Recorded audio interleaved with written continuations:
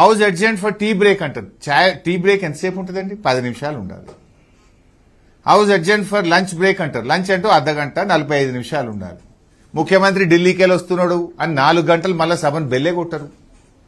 లేదు finance minister prepare అయ్యి వస్తారా? అసెంబ్లీలో కూర్చొని ప్రిపేర్ అవుతారా? ఫైనాన్స్ మినిస్టర్ ప్రిపేర్ అవుతుండని టీ బ్రేక్ అంటారు, 3 గంటల దాకా మళ్ళీ బెల్లే కొట్టరు. Is the way of running the house? ఓ రోజు ముఖ్యమంత్రి కేరళ పోతాడు, కేరళకి వెళ్ళి రావాలని ఆపుతారు. ఓ రోజు ఢిల్లీకి వెళ్ళి రావాలని ఆపుతారు. ఒక రోజు ఫైనాన్స్ మినిస్టర్ ప్రిపేర్ కాలేదని ఆపుతారు. ఓ రోజు పెండ్లుందని పోతారు. ఇదా పద్ధతి?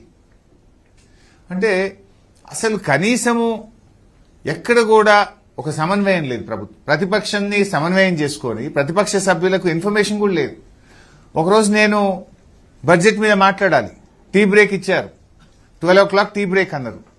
ఇంకా 12:15కో 12:30కి స్టార్ట్ అయిద్దని అసెంబ్లీలో కూర్చుంటే 3:30కు బెల్లు కొట్టిండ్రు.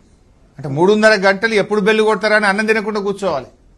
అంటే ఎంత సభ మర్యాదలను పూర్తిగా కాలరాసిండ్రు. There is no coordination at all. అంటే కావాలని లేట్ నైట్లు సభ నడిపితే సభ్యులు వెళ్ళిపోతారు, అటెన్షన్ డైవర్షన్ అవుతుంది, ఫోకస్ షిఫ్ట్ అవుతుంది అనేటువంటి ధోరణి. జనరల్ గా శాసనసభ జరిగేటప్పుడు ప్రభుత్వ కార్యకలాపాలు పెట్టుకోరు. వీళ్ళు హౌస్ అడ్జెంట్ చేసి ఒక చెక్ ఇచ్చేది ఉందని చెక్ ఇవ్వడానికి 3:30 గంటలు అసెంబ్లీ వాయిదా వేసారు. ఒకరోజు ఎలక్ట్రిసిటీ చెక్ ఇవ్వాలని. Is it the way?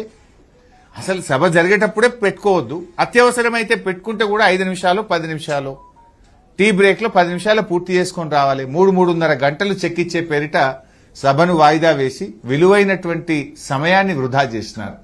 ప్రజా సమస్యలు చర్చకు రాకుండా సభను వాయిదా వేసుకొని గంటల తరబడి ఇవాళ సభా సమయాన్ని ఈ ప్రభుత్వం వృధా చేసింది.